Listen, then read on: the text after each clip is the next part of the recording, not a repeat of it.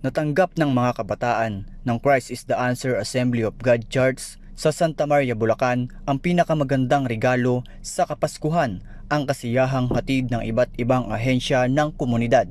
Kaugnay nito, nagsagawa ng lingap handog ang Multi-Sectoral Advisory Council o MSAC ng Bulacan na binubuo ng 70th Infantry Matapat at Matatag Batalyon, Philippine Army, Department of Interior and Local Government, Philippine National Police, Bureau of Fire Protection, Department of Trade and Industry, Polytechnic College of the City of May Kawayan at ACPI. Ipinamahagi nila sa daang-daang kabataan ang assorted gifts, laruan at food packs na may kasama pang mga palaro at programa. Bilang pasasalamat, nagbigay aliw ang mga benepisaryong kabataan sa pamamagitan ng kanilang pag-awit at pagsayaw.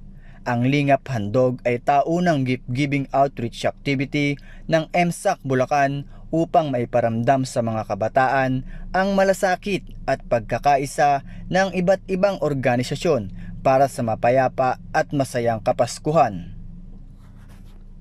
Mula dito sa Bulacan, ako si Rene Boy Palapal, ang inyong kaugnay